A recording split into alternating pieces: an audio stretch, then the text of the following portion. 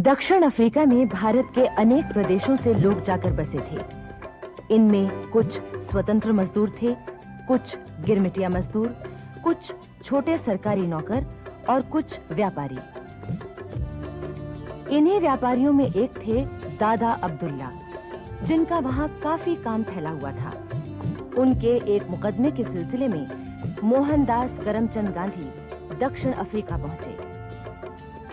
एक दिन जब गांधी जी ट्रेन से चार्ल्सटाउन जा रहे थे, तब उनके साथ एक ऐसी घटना हुई जिसने उनकी जीवन दिशा ही बदल दी। उस समय रेलगाड़ी नेटाल की राजधानी मोरिसबर्ग स्टेशन पर पहुंची।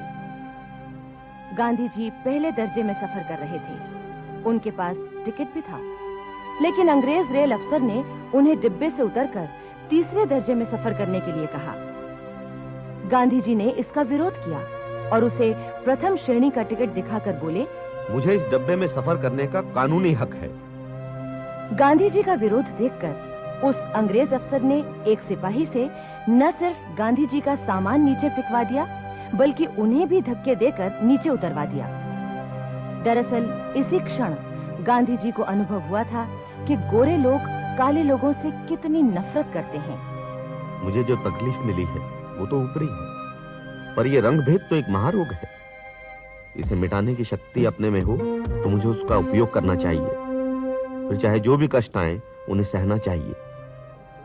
रेल तो जा चुकी थी। गांधी जी ने तुरंत रेल के मैनेजर को तार दिया, दादा अब्दुल्ला को भी तार दिया और उन्हें सारी स्थिति बताई। आखिर अगले दिन जब दूसरी गाड़ी आई, तब गांधी जी चार्ल्सटाउन पहुंचे, लेकिन प्रथम श्रेणी के डिब्बे में ही बैठकर। चार्ल्सटाउन से जोहानिसबर्ग की यात्रा गांधी जी को एक सिक्रम में करनी थी। सिक्रम वाले ने उन्हें कुली समझकर अंदर नहीं बैठने दिया, बल्कि कोचवान के पास बिठा दिया। थोड़ी देर बाद सिक्रम कंपनी के उस गोरे को सिगरेट पीने की इच्छा हुई, तो उसने गांधी जी से कहा, तुम नीचे बैठो, क्योंकि उसे कोचवान के साथ वाली सीट पर बैठना था। गांधी जी अब बर्दाश्त नहीं कर सके। एक तो अंदर बैठने नहीं दिया, फिर कहता है कोचवान के पैरों के पास बैठो। उन्होंने मना कर दिया। फिर क्या था, वो अंग्रेज आग बबूला हो गया। उसने गांधी जी पर घूं से थप्पड़ बरसाने शुरू कर दिए। गांधी जी के जी में आया कि उस गोरे की दाढ़ी नोच लें, पर वो सिक्रम के सींचे मजबूती से पकड़े रहे। उस गोरे ने बहुत खींचतान की, पर वो उन्हें वहां से हटा नहीं पाया। बाकी अंग्रेज यात्री ये सब देख रहे थे। उनमें से एक बाहर आया। उसने सिक्रम के मालिक को बहुत डांटा फटकारा। मामला तो शांत हो गया, परंतु गांधी जी के मन में रंग भेद नीति के खिलाफ एक और विचार छोड़ गया।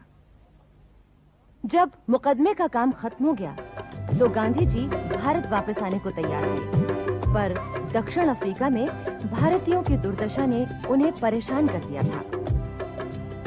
उस दिन मोहनदास करमचंद गांधी को विदाई देने के लिए सभा आयोजित की गई थी। अब्दुल्ला सेठ ने कहा, इन्होंने यहाँ मुसीबतें झेली और भारतीयों के दुख दर्द को जाना है और समझा है।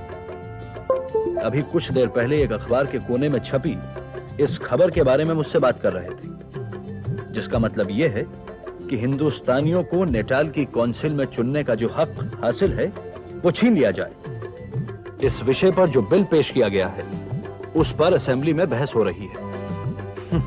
और अब मिस्टर गांधी कहते हैं कि अगर ये कानून ज्यों का त्यों पास हो गया तो आप लोगों के लिए बहुत तकलीफदेह होगा। ये तो हिंदुस्तानियों की हस्ती मिटाने का पहला कदम है। Dave, you are so lucky, my man. You see, in last some few years, फिर तो सभा में चारों ओर से आवाजें उठी। अब्दुल्ला भाई, मिस्टर गांधी को रोक लीजिए, रोक लीजिए। मिस्टर गांधी हमें ऐसी मुसीबतों से बचा सकते हैं।